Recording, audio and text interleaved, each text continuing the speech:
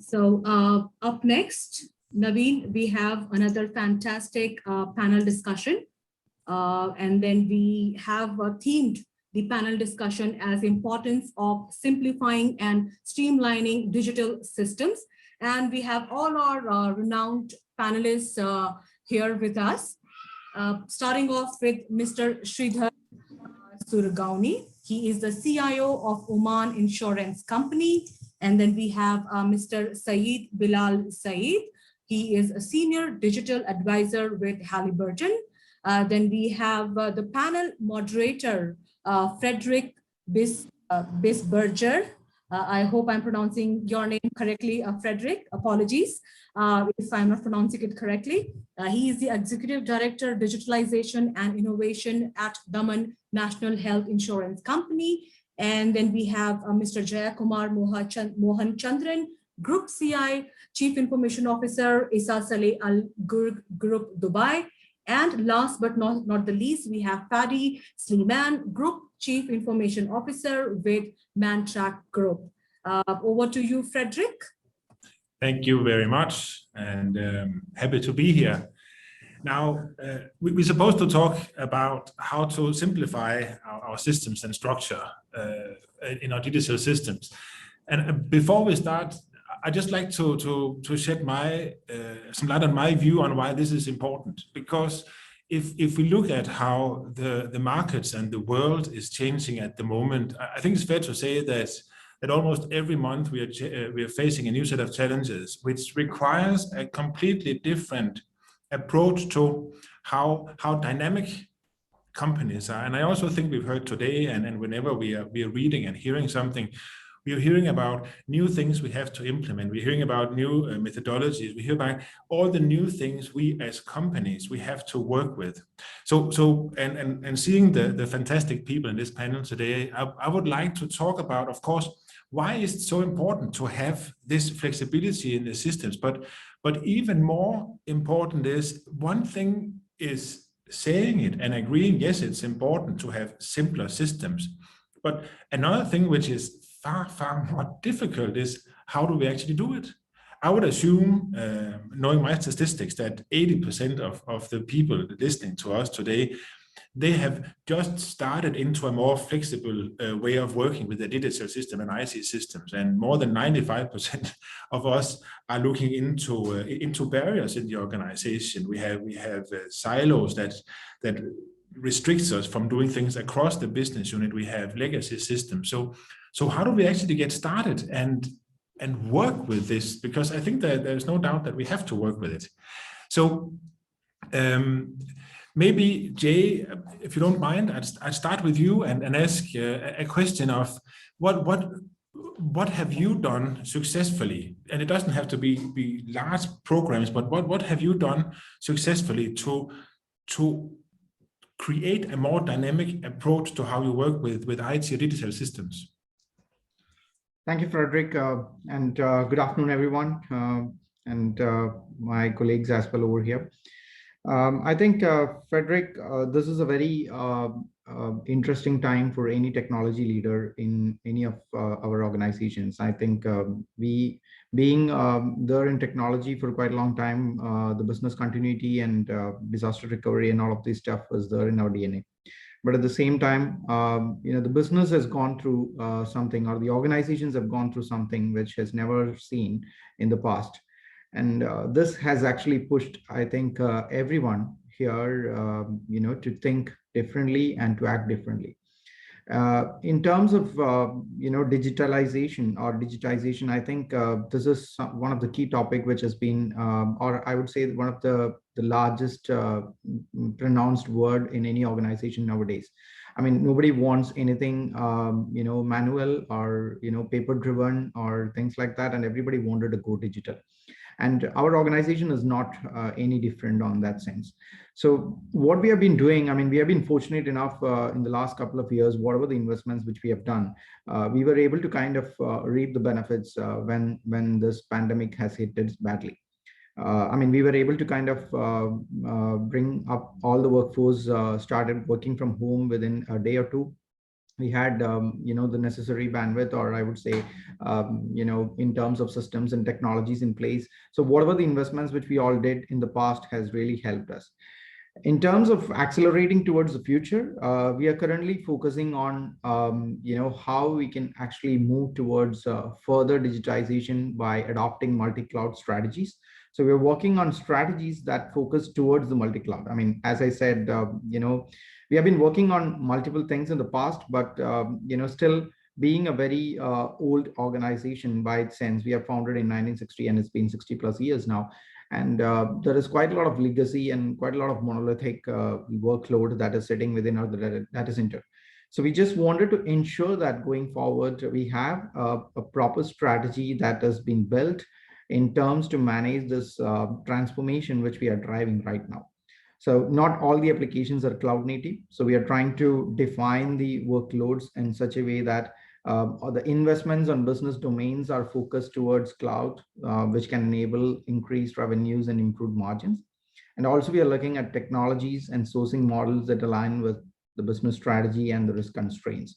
So finally, in one line, if you ask me, we are trying to develop and implement an operating model that is oriented around cloud. Thank you very much. And of course, I think a vital part is of how you become a more flexible company is also how you deal with the partners around you, your vendors, your partners, and your suppliers, right? Fady, in Mantrac Group, what have you done to increase your flexibility in general at the moment? Yeah, hi everybody. Pleasure to be with everyone today. So yeah, I mean, look, as the first thing is, as we discussed, every company is different. Every company is in a different part of a journey. I've been with Mantrac actually since February, so fairly new to Mantrac. Prior to that, I was with Petrofac for 3 years. But again, Mantrac's vision on Mantrac's approach right now is that, really with COVID happening, I think it's a big wake-up call to many groups and companies in order to and I believe it's been a major accelerator in general for every company that is operating. So first, with regards to being connected, that's the first thing. The second point is, how do we get a sense of normality and rhythm of work? And there's been huge amounts of proving wrong of old theories, like the trust element. When people working from home, especially from the region of the Middle East, are people productive? Are they getting? And I think this has been a major factor and a wake-up call that it's actually shown that people are more effective when they're working remotely. They can't run away. They're connected. It's longer working hours, and I think that's been the reality.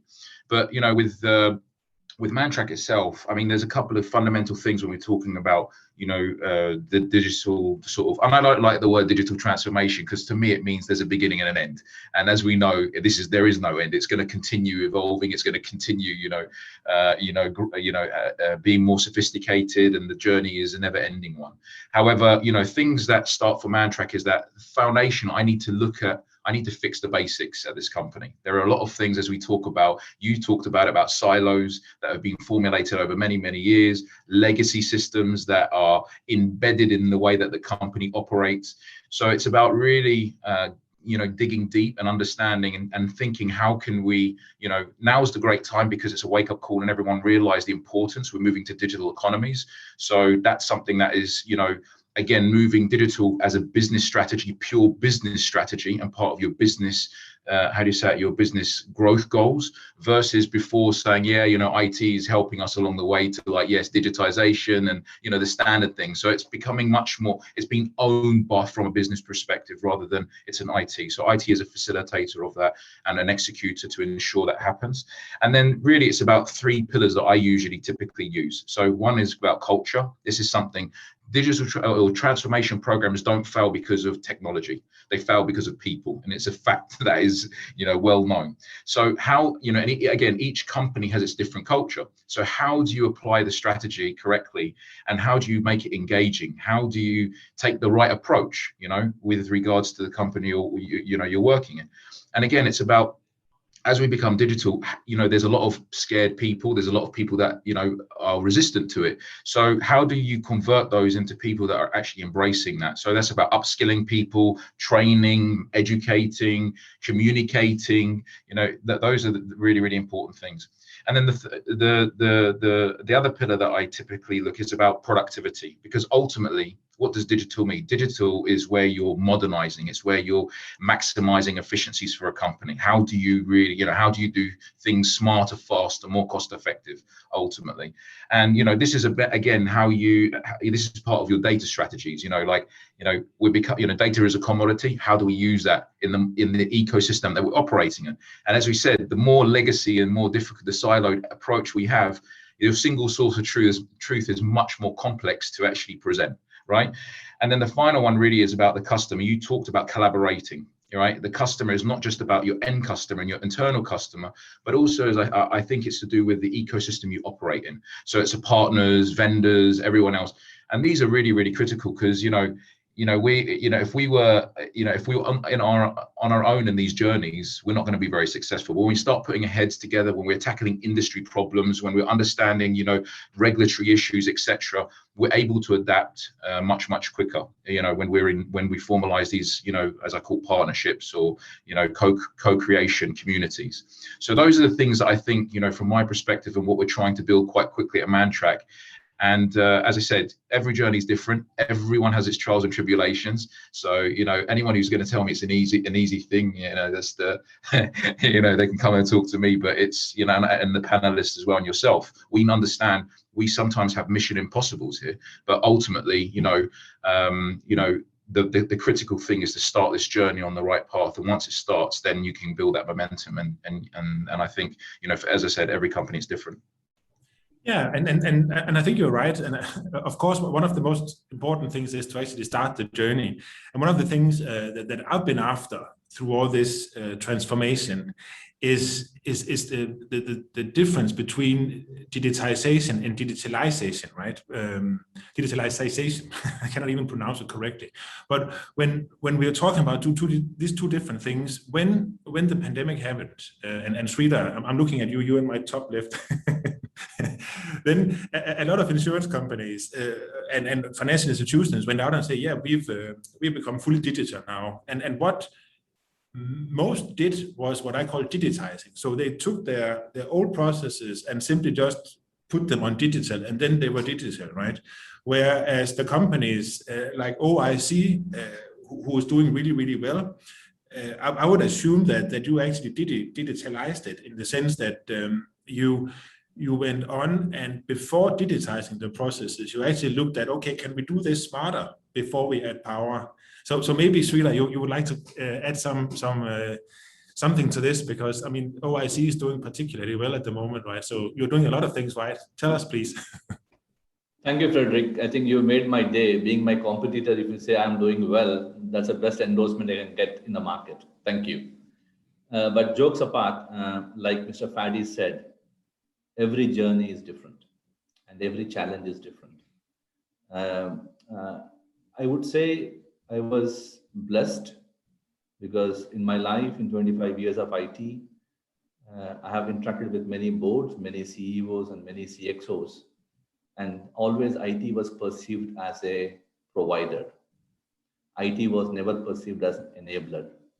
And when I joined Oman Insurance, I was very clearly given a mandate that I should enable the transformation at Oman Insurance. That's a very, very critical mandate I had. And true to that particular mandate, like you rightly said, I had a free handle to reimagine, redesign, and rethink the customer journeys and how we can strengthen our processes, keeping customer at the heart rather than savings or tick in the box, like have I launched a web chat, I have launched, no. So that has really helped, like you rightly said. Timing wise, I was lucky. I think I told this in many panels because I joined Oman Insurance in 2018. And since I had the exposure to multiple cloud providers and setting up myself a private cloud in 2008 for a big transformation, I had that experience with me. So when I joined Oman Insurance, I quickly realized like Jay said, we are a 45-year-old company. I'm not 60-year-old, but 45-year-old company. We have a mix of legacy, we have baggage, so we have some modern technology. So we had multiple things in our ecosystem. So first and foremost, when we strategized, we kept customer at heart and looked at what are the processes which we have to reimagine and make it better. And like you rightly said, we didn't go with the buzzword of digitizing. We went with digitalization. Let me pronounce it correctly for you again. So Thank we went you. with this. I have to practice in front of the mirror, I think, because So a lot of people don't know this. Digitization is just converting your paper documents into digital, but digitalization is reimagining your processes, ensuring you give the best customer experience to your customers. And true to that word, we started our digitalization journey in 18, and in 19, we were the first, one of the largest insurer to embark on a cloud in 2019 April. So when COVID came, let me not sound as an arrogant, but for us it was BAU, because I had my payloads already in cloud. I had all the investments. And before the lockdown was announced on 26th of March, we enabled remote working for all our employees safely. That's a testimonial to some of the investments. But coming back to your topic, there is no silver bullet. So we didn't go run behind doing everything digitalization. No, we looked at core customer touch points. Can it be claims? Can it be the website? Because we launched our new website last year in the month of April amid peak COVID. Why? Because we wanted to give the experience to our customers to come in. And website is the first point of contact for your customers. So timing wise, I can't ask for better. So we launched it in April 2020, and my marketing could do miracles because they could keep my customers posted with what all we are doing. And then we launched multiple innovative products keeping in customer in mind. Example, we launched a telehealth one, TrueDoc, in again April 2020. We launched a motor claims automation in 2020 May. So we kept on innovating ourselves and delivering products which are beneficial for our end customer. So coming back to your topic, technology now is no more a provider. Technology team is an enabler. Let me tell you from my experience in 25 years, how many times I presented to board in my 25 years. If I count, I would have done 3 times more in the last 3 years, because board is perceiving technology as an enabler.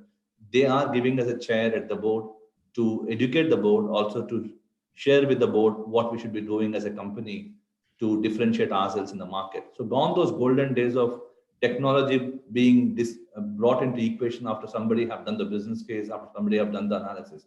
Now we have a seat at the board to even ideate, to even provide our bit of innovation into the mix to make the customer experience better. So all in all, I would say these are the golden days for technology people, because this is a time when you get your money, because everybody realized the importance of digitalization. Thanks to COVID, that has even amplified after COVID. And now as technology leaders, our job is to do what is right for the company and more importantly for our customer. Hope I answered your question. Thanks, Sreedhar. And some would even say that technology is taking the second position, because it is what you started talking about at the beginning, the way that you're looking at redesigning your processes, that is taking the front position, right? So technology is becoming an enabler, but it's actually your processes and the way that you redesign them that becomes key. And of course, I believe that's also why it's so important for the board, because now you're changing the whole way the company that works. Saeed at Halliburton,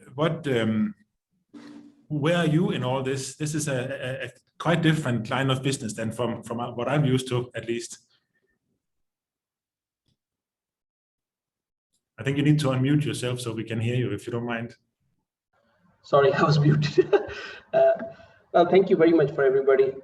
I'm actually from a different industry. I must say that it's in quite of a niche, and it's a sensitive as well when we talk about the data on the cloud. The cloud technology is a buzzword and quite often used in the oil and gas industry.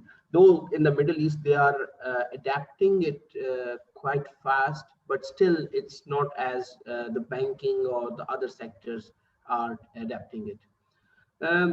When we are talking about the data, I must say that it's very sensitive, because not because of the something related to the data, or maybe it's some, the main problem is this because the oil industry think that it may be effect on their critical information, which is strategic from the political perspective as well. So that's one of the main reasons. So while dealing with the cloud technologies, that's the most rigidness we have seen so far. So that's the reason our company or organization is providing a hybrid cloud environment to our customers. Often people talking about it's not the solution, but at least it's talking about the key issues, which is or addressing those issues which the industry is facing. Right now in the oil and gas industry, it's the most biggest problem is the inefficiency in the IT infrastructure. And that's actually the biggest one. Then cost to the business, because oil and gas is not lucrative as it was before because of the trends in industry. It's the industry is moving towards the green line side, renewable energies are coming, so there is a low investment, and the oil and gas companies want to have a bigger margins. So that's the reason they want to improve their cost towards the business. And the third one is the cost to the IT, like infrastructure cost. That is also an important perspective. So in oil and gas, when they are talking about the cloud solution, it's not only about infrastructure side, which means that they want to have new applications as well. So there is a lot of cloud native products available in the market now, but they also want to have lift and shift, which means that on-premise products to be lift and shift towards the cloud environment. So that's a quite of a challenge for especially for the services companies who are providing them a cloud environment and the application environment. But yes, these things are addressing quite fast, and in the last 3-4 years, our organization actually adapted.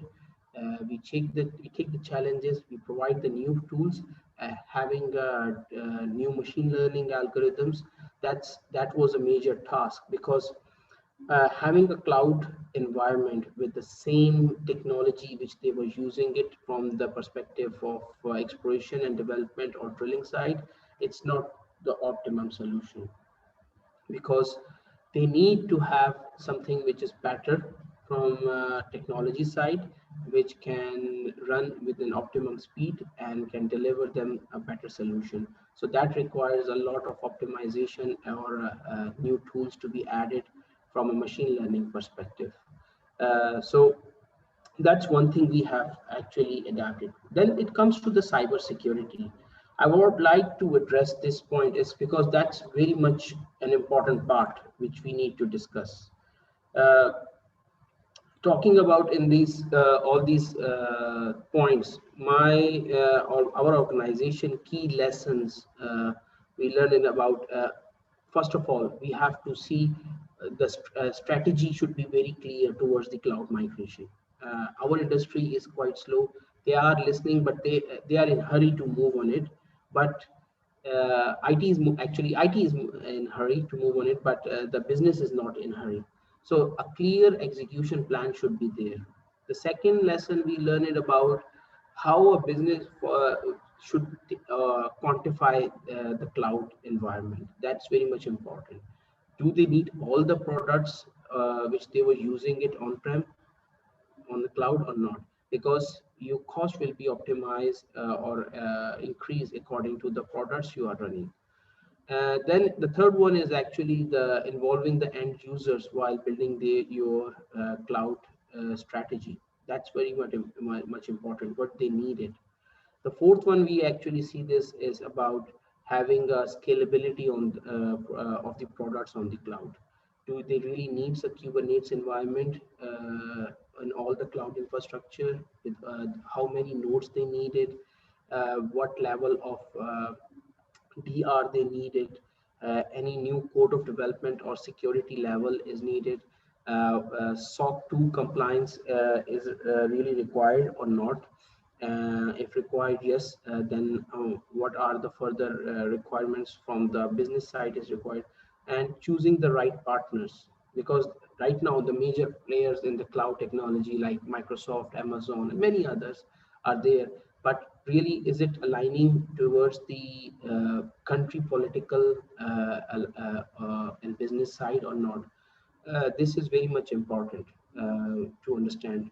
And So thank these are you, the, Saeed. I think you actually started answering my next question, because you're raising a lot of the issues and the considerations that you need to make before taking that leap into a cloud or hybrid cloud.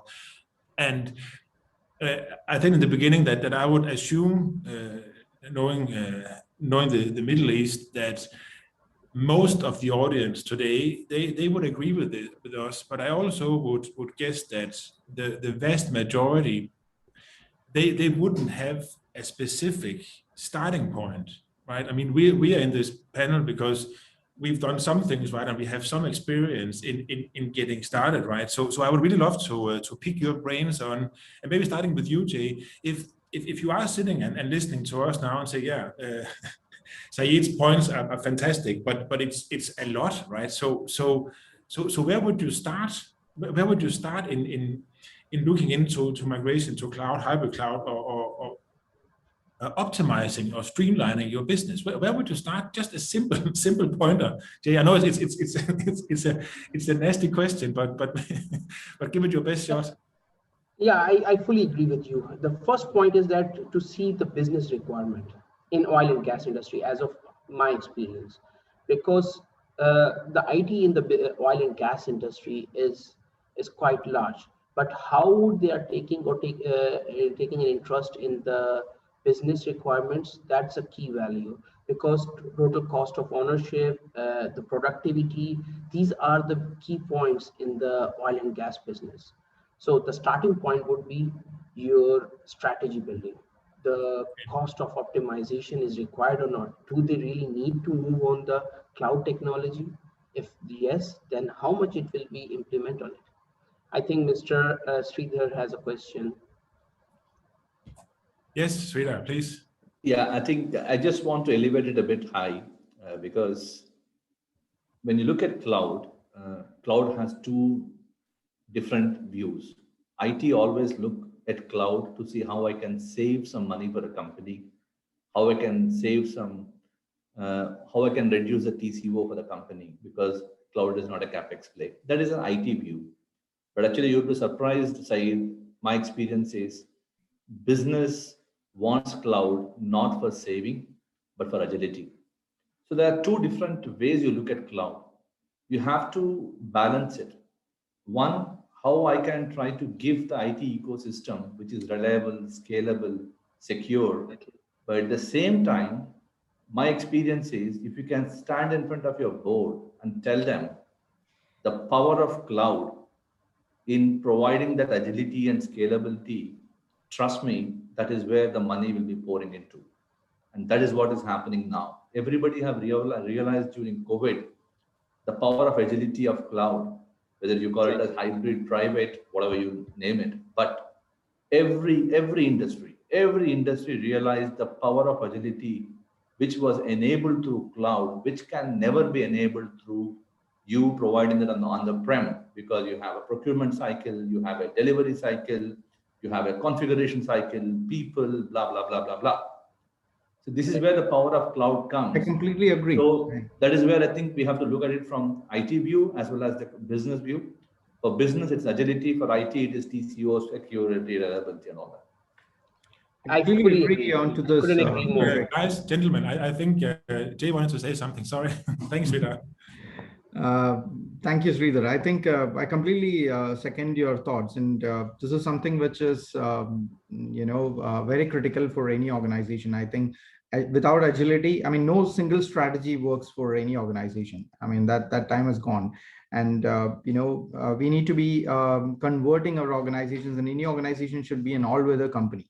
I mean, for converting that, it's all about the agility, and we need to adjust these strategies on a continuous basis.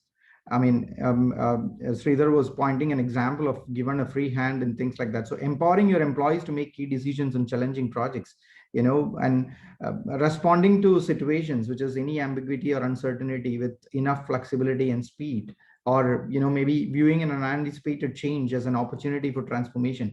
I mean, these things becomes very critical for any organization if we want to kind of sustain and survive.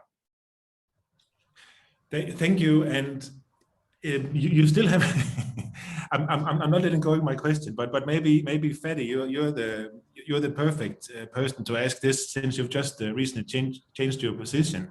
But my question is, if you are going to start somewhere now, Sreedhar, I completely agree with you. I've been working quite a lot with Gartner also about the costs of cloud, and typically you don't save anything by going to the cloud at all. So that's that business case out of the window, right? So if you want to start talking about agility, and you have all these things, as Syed also mentioned, to you, Fady, where would you start if you had to start somewhere? Because you cannot start all over the place at once, right? So what is your view on this? Yeah, I mean, look, there's two things that I've normally done. I usually have two parallel tracks. I usually have my personal, like, fix the basic programs that I need to enable, the, how do you say, springboarding growth. Because I've been in, as I said, I've been fortunate. I've been in oil and gas, finance, aircraft engines, the sector, and they're completely different dynamics. Whereas Mantrac is one of the largest Caterpillar and heavy duty machinery distributors in the world. And one of the things that, you need to do, and this is what I told you about culture, you have to captivate the minds and hearts of the people you service. So one of the things as well that I typically try to do is, what are the typical pain points of the company today? What's stopping us being more effective, agile, ultra efficient delivery? What are the things that, and one thing that I've typically done, as again, I've only been here a couple of months, but one of the things that we started jumping straight into is design thinking sessions to understand, like, from a marketing perspective, how can we be more, as we said, agile, smarter, faster, responsive, to the customer, and what does that relate to in the different technology stacks we would like, when we talk about data, when we talk about artificial intelligence, when we're talking about, and the other element as well is that we're covering huge geographical regions. So we have areas that are in the middle of the desert, or we have areas that are very limited latency, connectivity. So again, we need different solutions for the different locations, but again, understanding the core, your core, and how you achieve that with regards to an application and the application approaches, it's different. However, as I said, in order to captivate the minds and minds, the design thinking has been fantastic. Why? Because it's opened up and educated at the same time the businesses about the potential. What does good look like in the industries you're performing in? And it gives them, it sparks the ideas, because they know as you said, you went back to process. Every company runs certain processes, but it gives those ideas on how to, maximize those things. And then again, you need to understand something by doability versus value. So don't go and, try and get, this is the main pain point for the company, but it's going to take you 2 years to implement something, or 2 years in order for IT to resolve it. You also need to leverage to make sure you identify certain areas of technologies that you can really open eyes and win hearts and minds with, saying, okay, this was a problem. And it's typical things today. What we talk about is, which I really like, is RPA. RPA is something, so it's not difficult, it's easy, but the value, the tangible value that you can demonstrate to, as we said, the board and the senior leadership, is quite easy. Another area is about, the data analytics side. We've been talking about data analytics for ages, but getting that recipe correct is one of the hardest things to do, because it all comes down to your single source of truth, and it's very, very difficult for companies to get to a mature state of that. And I'll be very surprised anyone who would say we're at a mature state, especially for emerging markets. But those are the things that if we can show glimpses and of value, and this is where I say we were talking about being enabling function. I would go one step further to even say that we should be a growth engine for the businesses, where, this is, now's the time, especially what's happened with pandemic. Now there's this renewed attention to IT to say, okay, guys, we've heard all this stuff. We've seen all this agile technology. well, come on, let's see what it can do for us. So I think one of the key things for me, really, as I said, is a design thinking approach has helped significantly in actually the last two companies I've been in. And I think it helps to merge the business element with IT and that journey as a growth unit on achieving those success. So again, longer term, to show the quick wins, right? Because this is what enables the business to see, hey, it's actually working. We were allowed to go 10 minutes over time, so we have a few minutes left. And I think I'm allowing to take the words out of your mouth, Fady, and say that key point for you to get good started is to demonstrate quick wins using RPA or similar techniques, so you can actually demonstrate that it's worth it.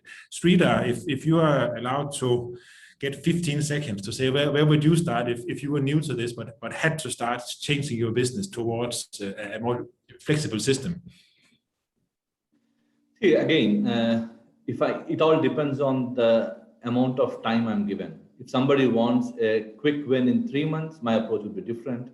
If somebody is okay to give me a long term, it changes. But like you rightly said, we have a lot of interventions. RPA is one intervention which can give a quick win, but RPA is not the final solution for a digitalization challenge. So, I mean, I'll share with you at a very high level. Every organization have their own challenges.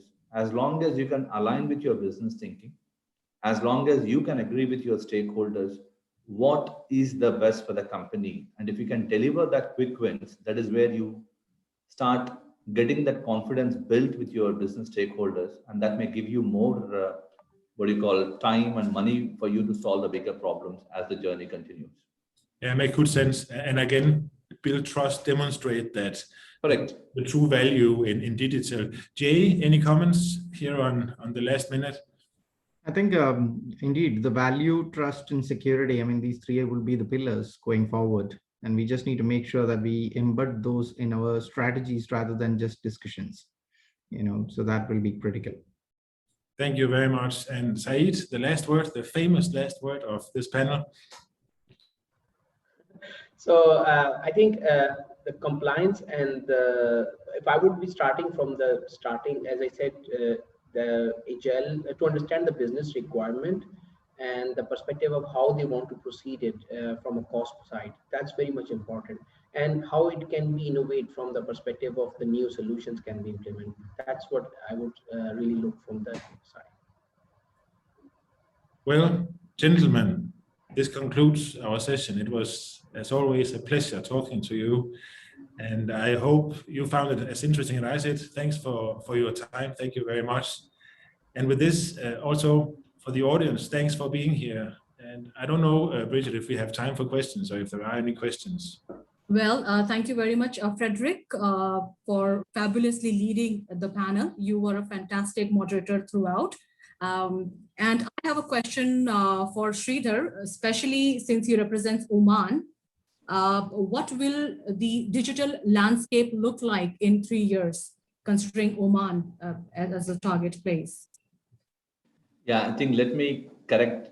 Oman Insurance is the name of my company. I do have a branch in Oman, but actually we are more a UAE-based company. So, but as to answer your question, we are seeing a lot of